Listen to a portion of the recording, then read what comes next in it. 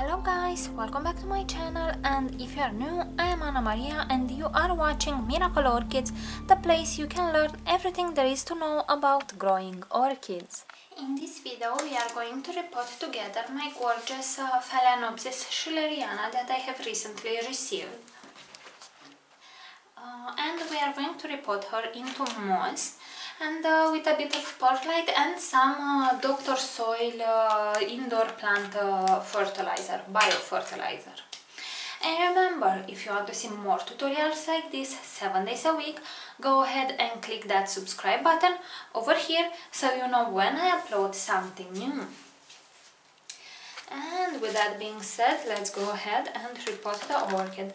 Now I know this orchid is not very keen in root production, so I am wary of changing the type of the medium she is used to grow in. Now of course I see her, she's in active growth, and I could put her in semi-hydro, but I just don't want to. I want to test also the quality of the moss because I have received it from gradinar.com to test it out and give my opinion on it. So yeah, this is what we are going to get.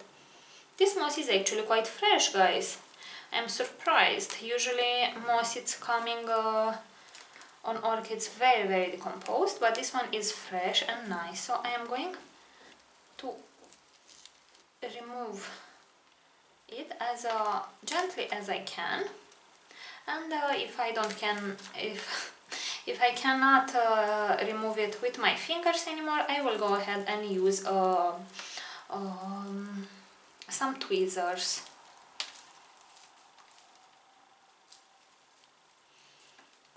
It's quite a good quality one. You can see it is made from big strings, quite compacted, but okay.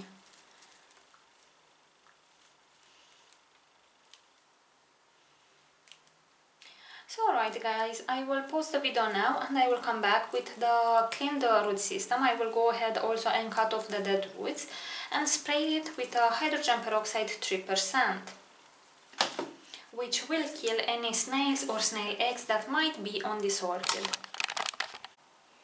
Okay guys, and now my orchid has been fizzing for a few minutes. The roots are as clean as they can get. I don't have any more dead roots. The roots that were mushy or hollow inside I just cut off and left the good ones. As for medium, I will use this moss that I have received for testing from gradinar.com, and this is Dr. Soil sphagnum moss, which is premium quality, very good one. I have mixed it with some perlite, which will give more airness and will make sure that as the moss goes bad and starts to become more acidic, the pH will still be more high or higher, because the perlite has a higher pH, and I want that because calcium can be absorbed at higher pHs. As for this little sacket, I have used here some Dr. Soil indoor plant treatment. You can read it yourself. You can pause the video for a bit and read it. It is basically a biofertilizer based on humus, which has everything it needs, but it is a powder form. It looks kind of like this, and also this is for testing. I have already tested with a few orchids and they seem to love it, so I will go ahead and put some of this moist moss on the bottom, trying not to compact it. I will put the little sacket in here, and then I'm going to place the roots. Now I will not go size of a pot higher than it was, because the orchid does not have a huge root system and I don't want the moss to stay moist for too long. So now I will just go ahead and place some more moss around the roots. And I will try not to leave air gaps in here, but I will also try not to compact too much the media. You need to make sure though that the base of the orchid will stay on top of the media, the stem, because it is a Phalaenopsis, and the Phalaenopsis are known for stem rot, so we will try to avoid that. I think this looks pretty good.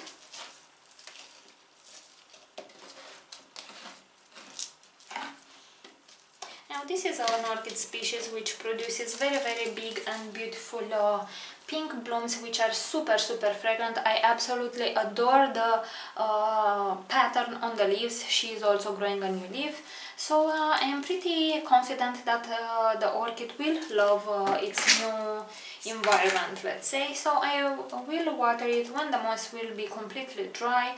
To water it, I will submerge it in a decorative pot. I need to buy a few more masks for orchids, and I will leave it for 10 minutes to absorb the water. This orchid will not need to be fertilized for 6 months, because this is the time in which the seller says that the biohumus makes its effect. After that, it should not release any more nutrients. We shall see. I will actually test this out. I have tested the biohumus to see how much nutrients it releases into the water, and in 250 milliliters of water, this sacket released about 50 to 60 ppm.